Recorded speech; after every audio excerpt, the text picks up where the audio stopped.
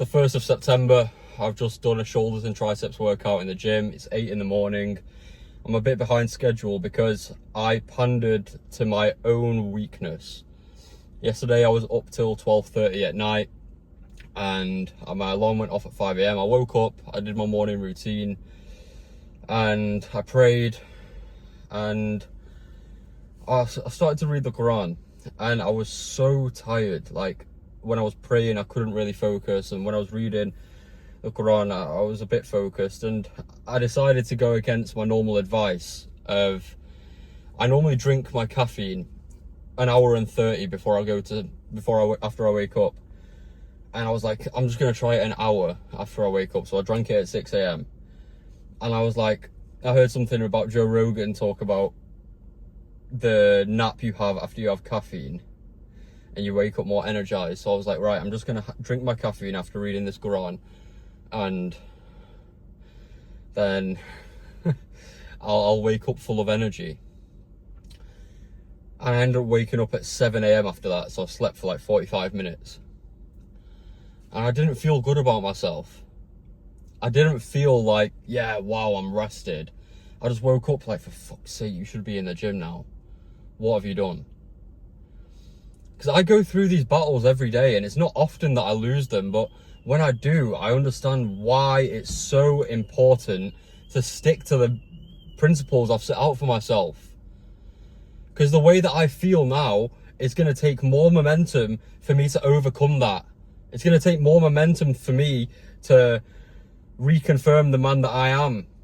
Because I've just stacked a massive loss, and whilst it's only 45 minutes difference, the way that I feel about myself and my brain isn't going to allow me to become the best man. What I should have done is drank the caffeine and got out to the gym straight away.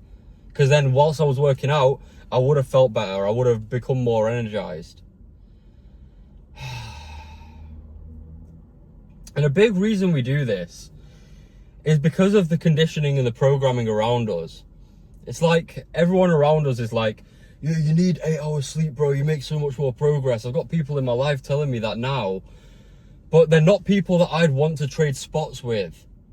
They're not people that I want to live their life. So you have to be very careful about the content that you do consume. You have to be very careful about the things that you let influence you. And you have to be very careful about the excuses you give yourself. Because this life for me and you, brother, is binary. It's binary. It's yes or no. The way that I wake up at 5 a.m. every single day is a non-negotiable. And yes, I still did my morning routine. Yes, I still pray to Allah, thank God. But that defeat just eats away at your character. It eats away at the man you're supposed to become. Every time you hit snooze, you're reconfirming that, oh, the sleep's more important than my goals.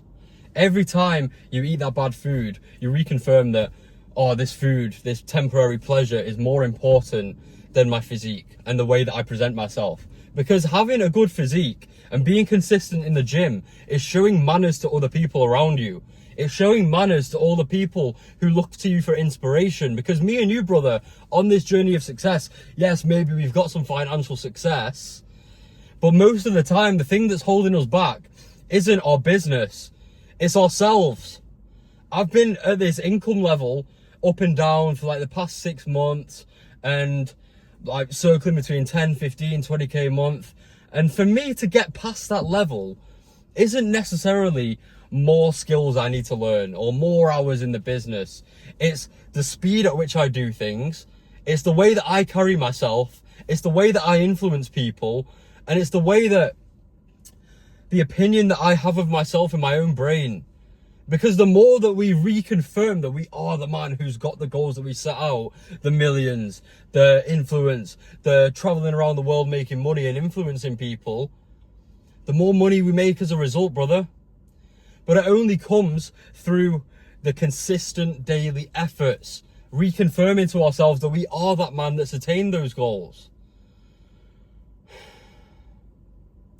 Our sacrifice in the present is so much more vital than our success in the future, because I've just been told I'm getting paid more this month, and I've set myself a goal, an income goal for this month, and I know that the income goal itself won't satisfy me. It won't. Because the money coming in, it starts to get to a point where it feels normal. You're like, oh yeah, it's just come in, and then thank God. And at those moments, we have to be grateful to God so we don't corrupt our own blessings. But the times where I feel the absolute best about myself isn't when I've just got money coming in. It's when I know that I've given it my all every single day. When I've had 4 hours sleep and I've still marched out to that gym and I've still done the workout and felt better afterwards because I feel accomplished. I've let the wins stack up rather than let the defeats defeat me. Every single time we get faced with these battles, it's always our own mind that gives us the excuses. No one else is going to give us these excuses, brother. No one. No one. Everyone that we set out to impress, everyone that we set out to strive for, all the wife that we want, the cars that we want, the people around us that we want to help, our family, our friends, all the people in your life that you want to inspire as a result of who you become. They're not going to look at you and be like, oh, he didn't go to the gym today, or he went to the gym later today because he was tired. Did he go to the gym today? Did he work hard on his business today? Did he pray hard to God today? Because God knows the truth of me and you. God knows the truth that's in our hearts and how badly we want things. And the biggest thing that we need to do is give the relentless action every day, but trust in God on the outcome. We cannot control the outcome. I can say, I want to make 50k a month this month, and that might well happen. But I can't control the outcome. I'm not God. Alhamdulillah. God's always provided for me every time I've wanted something, but he never gives you anything prematurely if he loves you. Because if he loves you, he wants you to be ready and capable for that new level of yourself. He wants you to be ready for that new identity for you to step into. So for us to want things prematurely is showing ungratefulness to God. When we look back at who we were 2 or 3 months ago and we're like, wow, I do things so much faster now. I make way less excuses now. Because not every day is going to be perfect, but we can strive for that perfection every day. Wow, I'm so much better to people. The way I speak is so much more full of conviction. It's those days we feel the most accomplished, and it's those days that God stacks up and decides, he's ready for the reward now. He's ready now. God will not burden a soul beyond that it can bear. And people say that in times of hardship and adversity, saying that, oh yeah, well, if you're going through the struggle right now, it's because your soul can bear it. It's also the opposite way. If you're given £1 million tomorrow and you can't handle it, that's going to be the simplest road to self-destruction, brother. Maybe you're going to throw that million at all the wrong kinds of women, attract all the wrong kinds of people into your life. Maybe you still don't know how to completely focus behind your laptop and do meaningful work. Maybe you still don't have that aura and gravitas of when you walk into a room, you know you're the man. So why should you get that million now? It would destroy you now. So it's this daily effort that we need to go through that allows us to compound our wins. It allows us to compound the man that we envision so dearly. And when you start to do this, you start to lead with purpose. When you start to envision the man that you want to be and make your decision-making framework based off of, would he sleep in? Would the best version of myself read more or less of the scripture? Would he be more or less focused when praying to God? Would he be nicer to that person? Would he have given that charity? Would he have timed himself whilst working and worked like a rabid dog to make sure he gets it done quicker? These are the decision-making frameworks we have to go through so that God abundantly blesses us.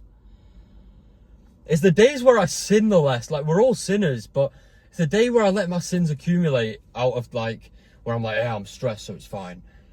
It's those days where I don't feel rewarded. It's those days where, like, oh, I'll see a pretty girl and I'll be like, oh, yeah. And I'll let lust overtake me. I don't feel good about it. Like, it's just a dirty pleasure. It's not even a pleasure. It's just stupid. It's the day where we let our desires outcompete our character that set us the furthest back. Once we start letting our character bring us new desires, they're the days where we feel the most rewarded, brother. They're the days that God looks at us and decides, wow, he's actually working. He's actually going harder. More recently, I've started going to the mosque every single day, and I used to do this in the most transformative periods of my life. And there's a beautiful mosque we go to now, and there's so much knowledge and wisdom. And I've realized that I don't, for mindset and stuff, yes, I'll listen to people like me. Like, I make these videos because I wish I had someone like me. But most self-improvement comes down to religion. Most self-improvement comes down to Islam for me, because all of the wisdom is so applicable to the modern day. It's literally a modern day book. And like, I was listening to the talks, and it was talking about, I've been talking all week on my Instagram stories about tawakkul. Like I didn't know it was called tawakkul. I was talking about becoming outcome detached and focusing on the inputs, working all day as if it's up to you and praying like it's up to God. And the scholar, he started talking about tawakkul, which is putting your complete and utter faith into God, where there's a one level where he used the analogy of a travel agent. So you tell a travel agent you want to go to Malaysia, but you like, yeah, I'm entrusting you. You say you trust him, but you don't really trust him. And you're like, yeah, I want to go here, but then I also want this 5-star hotel, and it needs to have a jacuzzi, and it needs to have this gym, and it needs to be in this part of the city. And you start micromanaging him because you're like, no, it needs to be exactly like this. And then travel agents can be like, no, bro, book it yourself. You already know what you want. And then there's level 2, where you put the complete and utter faith in God, or the example of the travel agent. And you're like, yeah, I'm putting in the work, and I'm going to entrust you with my affairs. And that's such a powerful state to be in, because then you focus solely on your effort, you focus solely on your inputs, you focus solely on getting the work done, and everything else will be taken care of. God will take care of the rest. And then there's level 3, which is like the story of Prophet Abraham, where he jumps into the fire. The people of his enemies, they wanted him to throw him into a fire because he was trying to get rid of the pagan idol worship. And he knew that God wouldn't let that fire be hard for him. He knew that the fire would be cool. So he jumped in with complete and utter faith and sincerity. That's the level we need to strive for. We need to go through the sleepless nights, go through the time on the work where you feel like you're putting this work in and you don't even know what the outcome is. You're like, is this even doing anything for me? You're trying something new, you don't know if it's going to work. You sit in front of your laptop for 4 hours and the doubt from the devil starts to creep in.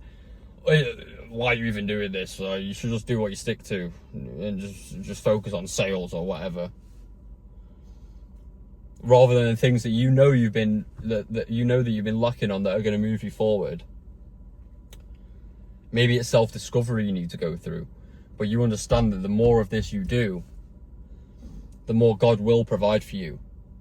It's very, very, very rarely a business problem that we encounter. It's very, very rarely a work problem that we encounter. It's more often than not a development problem. The quicker that I get my work done, I time myself 90-minute work blocks, and I set like my mornings for my marketing, I set my afternoons for my sales, and I'll do whatever in between. The more that I time myself and keep myself accountable that way, the more that God finds a path for me to get it done. Because I time myself, I keep myself accountable, and then I know that the quicker that I get this work done, the more that when I pray, I'm going to be more focused. When I get all my work done in the day, I can go to the mosque with full focus. And man, hearing the recitation at the mosque, it really turns my heart. It's beautiful. It's beautiful. And the more that I realized that the more that we prioritize these things, the more that we prioritize our fitness, the more money we make, because we feel better about ourselves and we're being a better role model, and people respect us more and we respect ourselves. So we carry that energy on into our work. The more that we wake up early, despite the lack of sleep, and get towards our tasks immediately, the more money we make and the more confidence and conviction we carry ourselves with. We want to make it easy for ourselves. So you want to have that night routine. Like, I'm happy getting 6 and 6.5 hours sleep. It's the 4 and 5s repeatedly where I'll sometimes slip up. But it's having that internal accountability structure that you know you're holding yourself to such a higher standard than the 99%. The more that you actually just spend 10 minutes praying to God with full focus without thinking about your work, the more he blesses you, because you're giving time to the things that matter. It's these things that move us forward the most. Focus on the inputs and Allah will take care of the rest. Keep pushing, boys. Love you.